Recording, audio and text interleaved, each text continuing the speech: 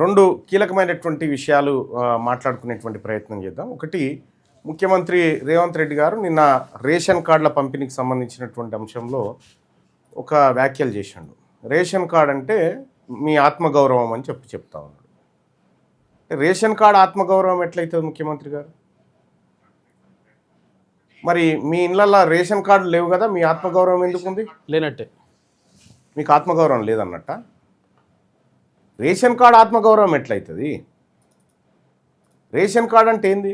ప్రతి నెల ప్రభుత్వం పెట్టేటువంటి బిచ్చం మీద పోయి ఆ కార్డు చూపెట్టి టోకెన్ చూపెట్టి అడుక్కొచ్చుకోవడం కదా. ఆత్మగౌరవం ఎట్లయితుంది? ఇది దారిద్ర్య దిగువ ఉన్నట్లు లెక్క. ఇంకా ఏమైనా పొంతనున్నాయా తెలంగాణ రాష్ట్రంలో రేషన్ కార్డుల లెక్కలకు? మన పర్ క్యాపిటా ఇన్కమ్కి ఏమైనా లెక్కలు పొంతనెక్కడని ఉన్నదా? ఏం తెలంగాణ రాష్ట్రాన్ని నడిపిస్తున్నారండి మీరు? ఏమైనా బుర్ర పని చేస్తుందా మీకు? ఏమైనా నాలెడ్జ్ ఉందా కనీసం? ఆత్మగౌరవమా? బీసీల ఆత్మగౌరవమా రేషన్ కార్డు? ఎస్సీ ఎస్టీల ఆత్మగౌరవమా? ఆ ఆత్మగౌరవం మీ దగ్గర తీసుకొని మీ దగ్గర ఉన్నది మాకు ఈరు చూద్దాం. ఇదే ఆత్మగౌరవం ఇది మీరు తీసుకొని మీ దగ్గర ఉన్నది మాకు ఈరి. ఆత్మగౌరవం అంటే అధికారం, ఆత్మగౌరవం అంటే ఎడ్యుకేషన్, ఆత్మగౌరవం అంటే సాంఘికంగా, ఆర్థికంగా, రాజకీయంగా అన్ని రంగాల్లో ముందు వరుసలోకి రావడం ఆత్మగౌరవం. ఇవి మా ఆత్మగౌరవం. రేషన్ కార్డు ఆత్మగౌరవమా? ఏం చెప్తున్నారండి మీరు? ఈ ప్రజలకు ఇంకా ఏమర్థమవుతుందిలే, ఇక దాన్ని బట్టి అట్లా చెప్పేద్దాము అని చెప్తా ఉన్నారు. రేషన్ కార్డు కేసీఆర్ ఉన్నప్పుడు 86 లక్షల రేషన్ కార్డులు ఉండే. మరి అప్పుడు ఆత్మగౌరవం లేదా? నిజంగా అప్పుడే ఆత్మగౌరవం ఉంటే మరి నిన్ను ముఖ్యమంత్రి ఎందుకు చేస్తుంటివి?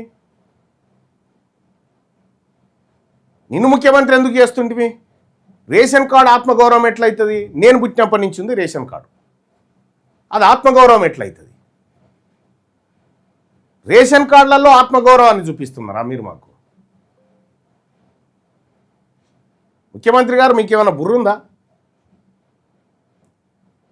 మీకు ఉండాల్సిన రంగాల్లో బుర్ర లేదు, సబ్జెక్టు లేదు. ఎందులోనైతే ఏ మనిషికి అవసరం లేదో కనుక ఉంది అంతే. రేషన్ కార్డు ఆత్మగౌరవం అవుతుందా?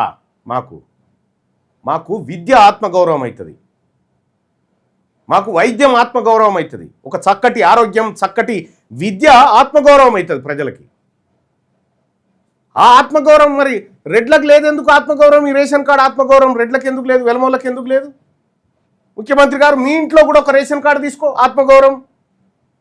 మీ ఇంటి వాళ్ళు కూడా రేషన్ షాప్ కాడికి పోయి నిలబడండి, తెల్ల రేషన్ కార్డు తీసుకొని నిలబడండి, చూద్దాం. ఆత్మగౌరవం అవుతుంది. ఇది ఆత్మగౌరవం ఎట్లయితుంది ముఖ్యమంత్రి గారు? ఆడబిడ్డలు పోయి నిలబడాలి, లైన్లో పోయి ఆడ నిలబడి అడుక్కొచ్చుకుంటే ఆత్మగౌరవం అన్నట్టు. ఇది మా ఆత్మగౌరవం కాదు. మా కాళ్ళ మీద మేము బతికేటువంటి రోజు రావాలి. ప్రభుత్వాల మీద బిచ్చమేసేటువంటి ఆధారితమైనటువంటి స్కీముల మీద కాదు, మా కాళ్ళ మీద మేము బతికేటువంటి రోజు రావాలి. ఆ రోజులు మీరు తేలేరు. ఆ రోజులను తెచ్చేది తెలంగాణ రాజ్యాధికార పార్టీ, మా బీసీ ప్రభుత్వమే తీసుకొస్తుంది. రేపటి బీసీ ప్రభుత్వమే. ప్రజలు ఆత్మగౌరవంతో మా చేతిలో సంపద ఉంటే ఆత్మగౌరవమయ్యా, రేషన్ కార్డు ఉంటే కాదు. 100 ఎకరాలున్న రెడ్డికి రైతు బంధు ఇస్తా ఉన్నావు, అద్దెక్రమం ఉన్న బీసీ వాడికి రైతు బంధు ఇస్తా ఉన్నావు. ఇది అద్దెక్రమం ఉన్నోనికి 3000 ఇచ్చి 100 ఎకరాలు ఉన్నోనికి నువ్వు 6 లక్షల రూపాయలు ఇచ్చి ఆత్మగౌరవం ఇద్దరిది ఒకటని చెప్తావా? 9,000 కోట్ల రూపాయల ఫీజు రియంబర్స్మెంట్లు బకాయిలు పెండింగ్ ఉన్నాయాడ. ఆ ఫీజు రియంబర్స్మెంట్ మొత్తం నేను అట్లా అడ్వాన్స్ పెట్టినట్టు నిజంగానే అనుకుంటారు. అడ్వాన్స్ పెట్టేసిన ఏం పెట్టలే, ఏడబెట్టలే. వన్ టైం సెటిల్మెంట్ 1,70,000 కోట్ల రూపాయలు రైతాంగ సంక్షేమానికి ఖర్చు పెట్టినా అని చెప్తా ఉన్నారు. రైతాంగ సంక్షేమానికి ఈ 1,70,000 కోట్ల రూపాయలు అప్పు తెస్తే బీసీల నెత్తి మీద ఎంత అప్పు పడ్డది, ఓసీల నెత్తి మీద ఎంత అప్పు పడ్డది, ఓసీ రైతులకు పంచింది ఎంత? ఈ లెక్క చెప్పు, దమ్ముంటే చూద్దాం. మాయ మాటలు చెప్పి బీసీలందరినీ మత్పరిద్దాం, ఏమో బీసీలలో కదలికి వచ్చింది, వాళ్ళు పొలిటికల్ పవర్ కావాలంటారు. ఇంకా ఈయన ఇచ్చేటం లెక్క ఈయనలో ఏ పార్టీ ఉంటుంది సార్? పోనీ ఈ రేషన్ కార్డులలో ఈ కంట్రోల్ బియ్యంలో నీ పాత్ర ఏందో చెప్పు, రాష్ట్ర ప్రభుత్వం పాత్ర. కేంద్రం ఎంత ఇస్తుంది, మీరు ఎంత ఇస్తుంది? కేంద్రం ఎంత, మీదెంత? పేరు పెరుమాళ్ళది, ఆరగింపు అయ్యగారిది లెక్క. ఆ రేషన్ కార్డుల మీద నీ ఫోటో, ఉత్తమ్ కుమార్ రెడ్డి గారి ఫోటో. అంటే మీరిద్దరే పంట పండించి మాకు పెడుతున్నట్టుగా 90% కేంద్రం ఇస్తుంది. అందుకోసమే మా ప్రజల ఆత్మగౌరవాన్ని కంట్రోల్ బియ్యం కాడ చూపిస్తా ఉన్నావు కదా. కాదు, ఈ సిస్టమ్ను కంట్రోల్ చేసే కాడ మా ఆత్మగౌరవం ఉంది. ఇది తెలంగాణ రాజ్యాధికార పార్టీ తీర్మార్మాలని చెప్తున్నటువంటి మాట. ఒకవేళ నిజంగా కంట్రోల్ బియ్యంలో ఆత్మగౌరవం ఉంటే మంత్రులు, ఎమ్మెల్యేలు, ఎంపీలు, ఎమ్మెల్సీలు అందరి కంట్రోల్ రేషన్ కార్డు ఇచ్చి వాళ్ళ ఇంటి వాళ్ళని కూడా నిలబెడదాం. అది కరెక్ట్. వాళ్ళ ఇంటి వాళ్ళని కూడా నిలబెడదాం. జనాలని వాళ్ళ కాళ్ళ మీద వాళ్ళు బ్రతికేటట్టు చేయడమే రాజ్యం గొప్పతనము, ఒక స్టేట్ గొప్పతనం అదే. కానీ జనాల కాళ్ళు విరగొట్టి అడుక్క తినేటట్టు చేయడం మీ గొప్పతనం. మీరు చేస్తున్నటువంటి దుర్మార్గం. ఏమన్నా 6 నెలలకోసారి నోటిఫికేషన్లు ఏం చెప్పినవా? 2023 అసెంబ్లీ ఎన్నికల నాడు ఏం చెప్పినావు? నీ ఉద్యోగ క్యాలెండర్ ఏమైపోయింది, నీ డేట్లు ఏమైపోయినాయి, ఉద్యోగ క్యాలెండర్ను ఖతం చేసినావా? ఇప్పుడు 6 నెలలకోసారి నోటిఫికేషన్ వస్తుంది. 2 లక్షల ఉద్యోగాలు ఏమైనా? 2 లక్షల ఉద్యోగాలు ఏమైపోయినాయి? భర్తీ చేస్తా అని చెప్పినావు కదా. ఇక ఏమాత్రం నీకు ఆ సీట్లో కూర్చోవడానికి అర్హత లేదు. ముఖ్యమంత్రి సీటుకు అన్ఫిట్. ఈ ఓసీలలో చివరి ఓసీ ముఖ్యమంత్రి అన్న జర్ర పనివాడు ఉంటాడేమో అనుకున్నాం, కానీ ఇంత పతలా ముఖ్యమంత్రి ఉంటాడని తెలవదు. మా ఆత్మగౌరవం, మా రేషన్ కార్డు. నువ్వు ఇక్కడ ఇది వేసినావు కదా జాబ్ క్యాలెండర్కి పలానా రోజు ఇది, పలానా రోజు ఇది, పలానా రోజు ఇది. ఎవడన్నా మాట్లాడతాడా? ఇప్పుడు ఎక్కడ చర్చ పెడదాము? వస్తావా? నీ జాబ్ క్యాలెండర్ ఏమైంది, నీ 2 లక్షల ఉద్యోగాలు ఏమైపోయినాయి, నీ కథ ఏమైపోయింది? ఎక్కడన్నా ఓ ఎమ్మెల్యేనో, ఎమ్మెల్సో, లేకపోతే ఇంకోటి ఎవడన్నా పుట్టుకున్న చచ్చిపోతేనో, పదవి అయిపోతే వెంటనే భర్తీ, ఉద్యోగాలు భర్తీ అయ్యేవా? అట్లా మిమ్మల్ని, మీ రెడ్లను, వెలమల్ని అధికార పీఠం నుంచి దించి కింద పడేయడమే మా ఆత్మగౌరవం. అందుకోసమే తెలంగాణ రాష్ట్రంలో సర్జికల్ స్ట్రైక్ మొదలుపెట్టినాం. 59 నియోజకవర్గాల్లో బీసీలను ఎమ్మెల్యేలుగా తయారు చేసి తద్వారా అధికారాన్ని అందుకోవడమే మా ఆత్మగౌరవం. అప్పుడు వస్తుంది. ఇప్పుడు మరొక 4 నియోజకవర్గాలు చూద్దాం. మల్కాజ్గిరి అసెంబ్లీ నియోజకవర్గం. మల్కాజ్గిరి అసెంబ్లీ నియోజకవర్గంలో ఎంతమంది బీసీలు ఉన్నారు, ఎంతమంది రెడ్లు ఉన్నారు, ఎవరి ఓట్ల ద్వారా ఎవరు ఎమ్మెల్యేలు అవుతా ఉన్నారు, మల్కాజ్గిరిలో ఎవరు కావాలి, ఎవరు అవుతున్నారు, ఏం చేద్దాం. అలాగే మేడ్చల్లో బీసీల ఓట్లెన్ని, రెడ్ల ఓట్లెన్ని, ఈ లెక్కలు దిద్దాం.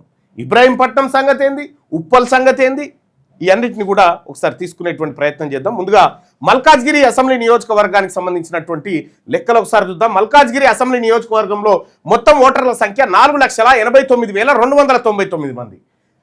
2023 ప్రకారం మొత్తం ఓటర్ల సంఖ్య మల్కాజ్గిరి అసెంబ్లీ నియోజకవర్గంలో 4,89,299 ఓట్లు. ఇందులో బీసీల ఓట్లు 2,49,591 ఓట్లు ఓన్లీ బీసీలే. 2,49,000 ఓట్లు ఓన్లీ బీసీలే.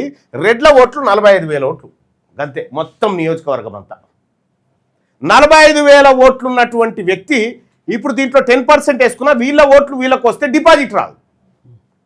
కానీ బీసీలకు 2,49,000 ఓట్లు బీసీలకు అక్కడ ఏది మల్కాజ్గిరి నియోజకవర్గంలో ఓటు బ్యాంకు. ఇది సర్జికల్ స్ట్రైక్లో మనం చేయబోతుంది. ఇక్కడ ఒకసారి చూస్తే 2009లో డీలిమిటేషన్లో మల్కాజ్గిరి నియోజకవర్గం ఏర్పడ్డది. అంతకన్నా ముందు అది మేడ్చల్లో అంతర్భాగంగా ఉన్నటువంటిది.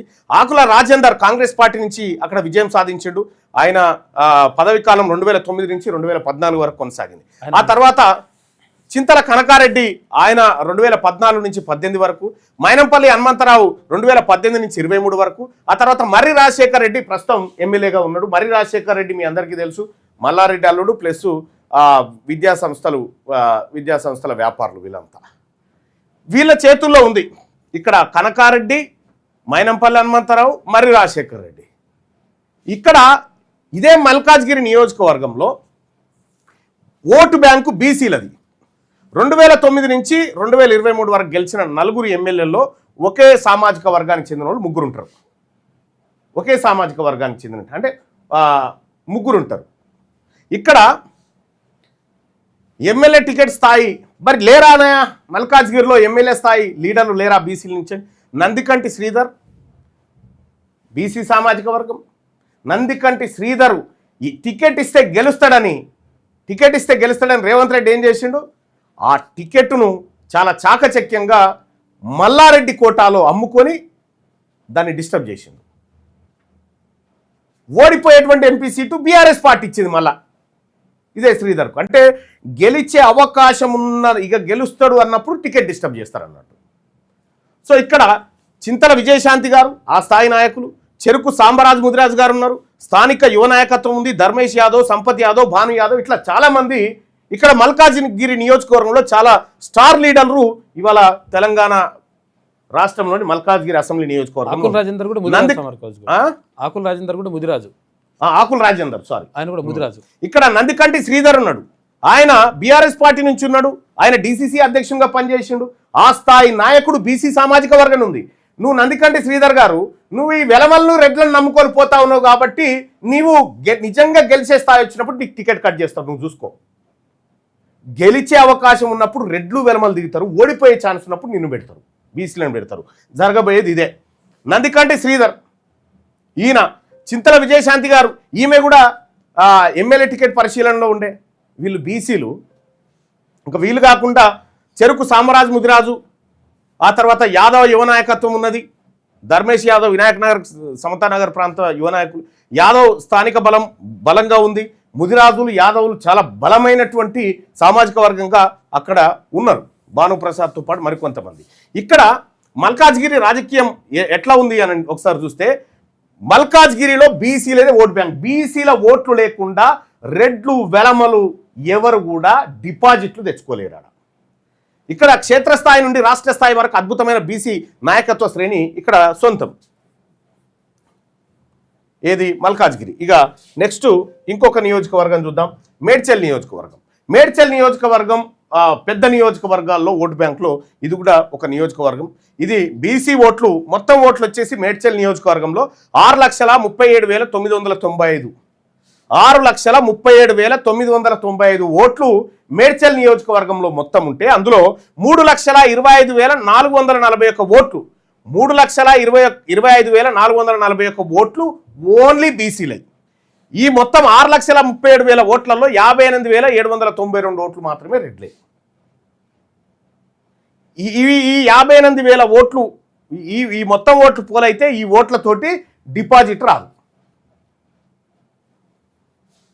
ఓకే, ఇక్కడ ఎట్లా ఉంది ఈ మేడ్చల్ నియోజకవర్గానికి సంబంధించింది చూస్తే 1955, 57, 62, 67లో అవగ్రియాచారి కాంగ్రెస్ పార్టీ నుంచి వరుసగా 4 సార్లు విజయం సాధించిండు. ఆ తర్వాత 1972లో సుమిత్రాదేవి కాంగ్రెస్ పార్టీ నుంచి, 1978లో మర్రి చెన్నారెడ్డి నుంచి పోటీ చేయడం జరిగింది. ఆ తర్వాత 83, 89 సింగిరెడ్డి ఉమా వెంకటరామరెడ్డి కాంగ్రెస్ పార్టీ నుంచి ఉంటే 1985లో కొమ్మారెడ్డి సురేందర్ రెడ్డి తెలుగుదేశం పార్టీ నుంచి ఇక్కడ విజయం సాధించాడు. ఇక ఆ తర్వాత తూర్ల దేవేందర్ గౌడ్ తెలుగుదేశం పార్టీ నుంచి 94, 99, 2004 అక్కడ విజయం సాధించడం జరిగింది. ఆ తర్వాత కిచ్చన్నగారు లక్ష్మారెడ్డి 2009లో కేఎల్ఆర్ ఇక 2009లో ఎంటర్ అయ్యారు.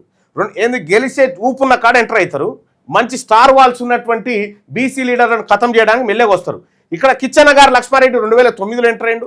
2014లో మలిపెద్ది సుధీర్ రెడ్డి ఎంటర్ అయ్యిండు. 2018, 23లో చామకూర మల్లారెడ్డి ఎంటర్ అయిపోయాడు. మొత్తం 2009 నుంచి వాళ్ళు హస్తగతం చేసుకున్నారు. దాదాపు 27 సంవత్సరాల నుంచి వాళ్ళ గుప్పిట్లోకి తెచ్చుకున్నారు, 17 సంవత్సరాల నుంచి. ఇది మేడ్చల్ నియోజకవర్గంలో మరి బీసీ నాయకులు లేరా? బలమైన బీసీ నాయకులు ఉన్నారు కదా. ఇదే మేడ్చల్ నియోజకవర్గంలో 51.01 మెజార్టీ ఓటు బ్యాంకు ఉన్న బీసీ వర్గాల ప్రాతినిధ్యం భవిష్యత్తును శాసించనుంది. ఇక్కడ తోటకూర వజ్రేష్ యాదవ్, ఈ వజ్రేష్ యాదవ్కు ప్రచారం సమయంలో జరిగిన ఒక విషయం చెప్తా. ఇవాళ వజ్రేష్ యాదవ్ సోదరుడు కూడా దాన్ని పసిగట్టాలి. తీన్మార్ మల్లన్న ప్రచారానికి వస్తుండంటే కీసర దగ్గర ఉన్న రెడ్లంతా నీకో మాట చెప్పారు. ఎందుకన్నా గాయన ఎందుకన్నా మేము చూసుకుంటాం అని చెప్పిర్రా? దాని వెనకాల మొత్తం నీకు అర్థం కాలే. నీ పని చేస్తందుకే తీన్మార్ మల్లన్న వస్తే ఓట్లు పడితే బీసీ గెలుస్తాడన్న ఉద్దేశంతో ఆ రోజు నన్ను వద్దు అని చెప్పి నువ్వు ఎంత బతిలాడినా కూడా, తీన్మార్ మల్లన్నను తీసుకురావాలని నువ్వు ఎంత బతిలాడినా కూడా ఆ రోజు ఏం చేసిరు రెడ్లంతా? నీకు ఇంకా బుర్ర ఎలగకపోతే నేనేం చేయలేను. ఇక తర్వాత నక్కా ప్రభాకర్ గౌడ్ సీనియర్ కాంగ్రెస్ నాయకుడు బీఎస్పీ నుంచి పోటీ చేసిండు. నక్కా ప్రభాకర్ గౌడ్ స్ట్రాంగ్ లీడర్ మేడ్చల్ నియోజకవర్గంలో. ఇదంతా మా బీసీ బిడ్డలు. కుర్రా శివకుమార్ ఇక్కడ మేడ్చల్ ప్రాంతంలోనే ఇదే బోడుప్పల్ పిర్జాదిగూడ ప్రాంతంలో ఉంటాడు. చాలా బలమైనటువంటి గౌడ సామాజిక వర్గానికి సంబంధించినటువంటి నియోజకవర్గ స్థాయి నాయకులు. ఇంకా ఎల్లంపేట జగన్ గౌడ్ ఉన్నాడు ఆయన. ఆ తర్వాత వేముల మహేష్ గౌడ్ ఉన్నాడు. ఆ తర్వాత రవి ముదిరాజు ఉన్నాడు, పొన్నం తరుణ్ గౌడ్. ఇట్లా యూత్ కాంగ్రెస్కి సంబంధించినటువంటి చాలా మంది పిల్లలు ఉన్నారు. వీళ్ళని ఎంతవరకు అంటే పబ్లిక్ను మొబిలైజ్ చేసేదాకా వాడతారు, ఆ తర్వాత వీళ్ళని పక్కకు దంతారు అన్నట్టు. సో ఇక సురేందర్ ముదిరాజు ఉన్నాడు, శ్రీశైలం యాదవ్ ఉన్నాడు, మిట్టో నర్సే గౌడ్ ఉన్నారు. ఇట్లా చాలా మంది ఇక్కడ మేడ్చల్ నియోజకవర్గం నుంచి పోటీ చేసినటువంటి, పోటీకి అర్హత ఉన్నటువంటి ఎమ్మెల్యే స్థాయి అధికారుల నాయకత్వం బీసీలలో ఉన్నది. నియోజకవర్గంలో 51%, 3.25 లక్షలకు పైగా ఉన్న ఓటు బ్యాంకు కేవలం ఒక గణాంకం కాదు, అది మేడ్చల్ రాజకీయ ముఖ చిత్రాన్ని సమూలంగా మార్చగల ఒక ఉప్పెన. చరిత్రలో గెలిచిన సమీకరణం నేటి క్షేత్రస్థాయి వాస్తవాల మధ్య ఉన్న అంతరాన్ని బలమైన బీసీ నాయకులు భర్తీ చేయనున్నారు. రేపు మేడ్చల్ నియోజకవర్గంలో కూడా ఎగిరేది బీసీల జెండానే లెక్కలు ఇప్పుడు బయటకు వచ్చినాయి. మేడ్చల్ నియోజకవర్గంలో నేను చెప్తా ఉన్నా, మా బీసీలకు మీ రెడ్ల ఓట్లు వద్దుపో, మీ రెడ్లకు మా బీసీల ఓట్లు వద్దని చెప్పు చూద్దాం. ఇగో రేపటి మేడ్చల్ భవిష్యత్తు మాదే. ఇక మరొక నియోజకవర్గాన్ని తీసుకుందాం.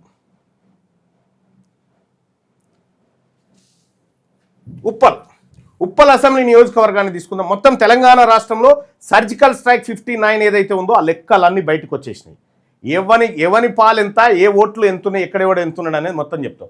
ఉప్పల్ అసెంబ్లీ నియోజకవర్గం రాజకీయ ముఖ చిత్రాన్ని ఒకసారి చూస్తే ఓటర్ల గణాంకాలు, చారిత్రక ప్రస్థానం మరియు బలమైన బీసీ నాయకత్వం ఇక్కడ మనం చూడొచ్చు. మొత్తం ఉప్పల్ నియోజకవర్గంలో 5,29,574 ఓట్లున్నాయి.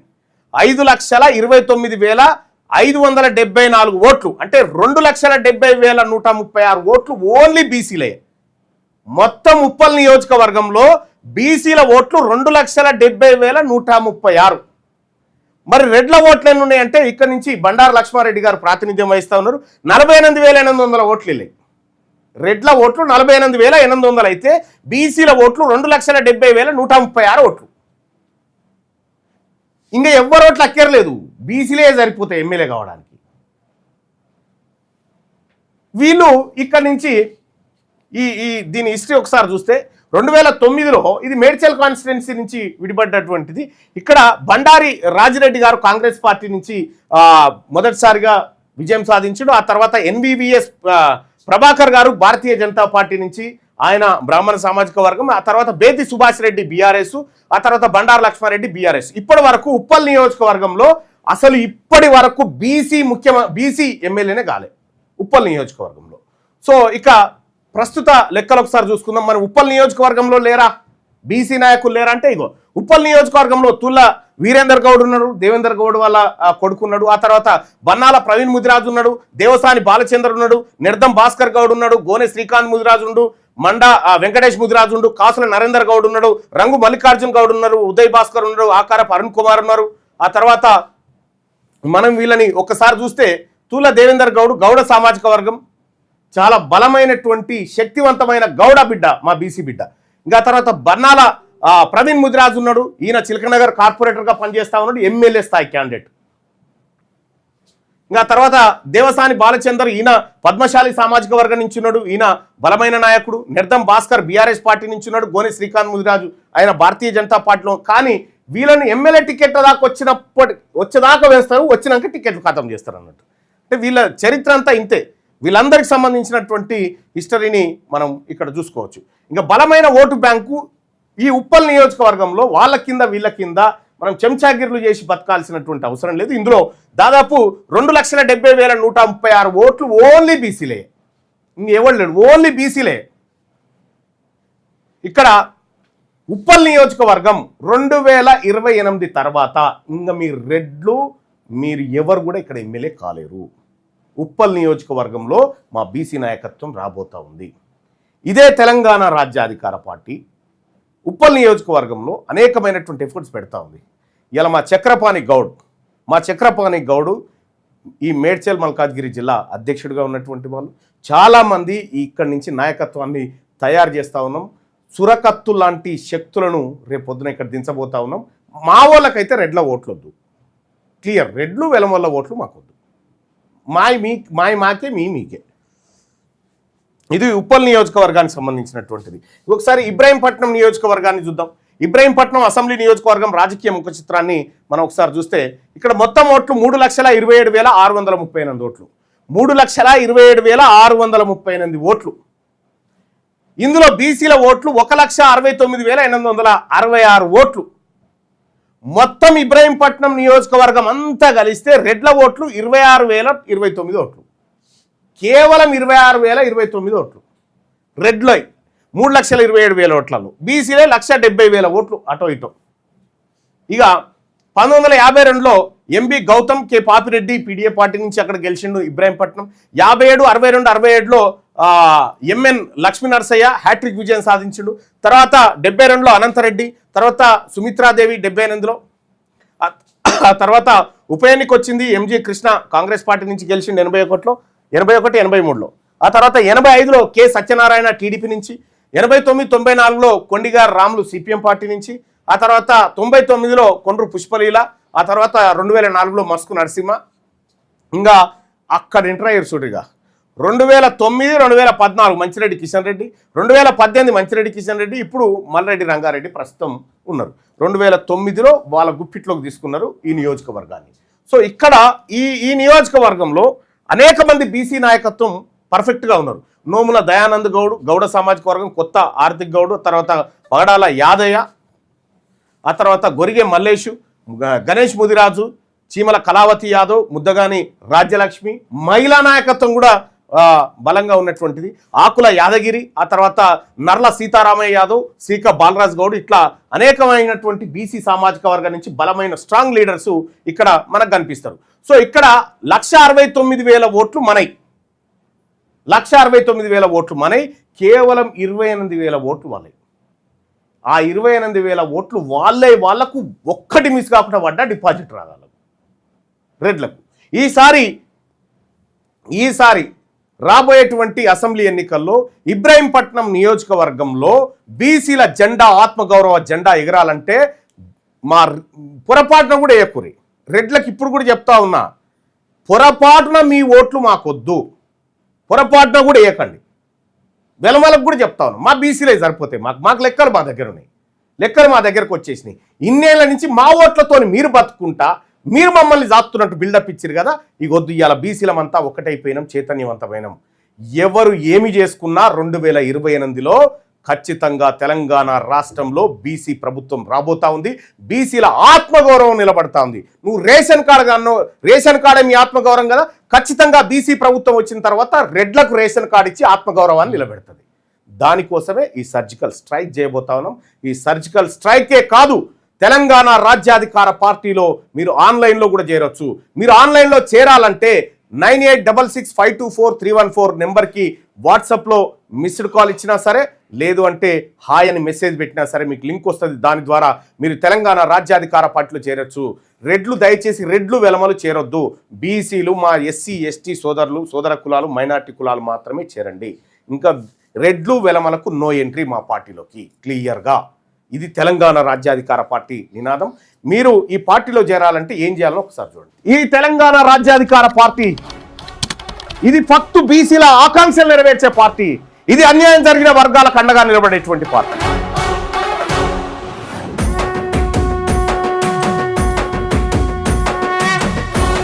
తెలంగాణ రాజ్యాధికార పార్టీ చేరాలంటే 9866524314 ఈ నెంబర్ కు వాట్సాప్ లో మిస్ కాల్ ఇవ్వండి. ఈ నెంబర్ కి మీరు మిస్ కాల్ ఇవ్వగానే మీకు ఒక లింక్ వస్తుంది. ఆ లింక్ పైన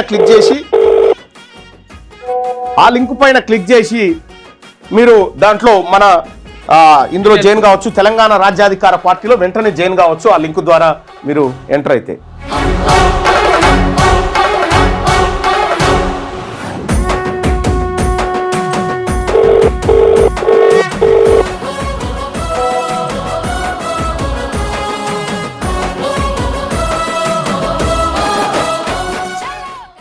చూశావా సావిత్రి, తెలంగాణ ముఖ్యమంత్రి పేదవాళ్లకు విద్య అందకుండా 1441 ప్రభుత్వ పాఠశాలలు మూసివేశాడు. మళ్లీ మన విగ్రహాలు ఓపెన్ చేసి నాటకం ఆడుతున్నాడు.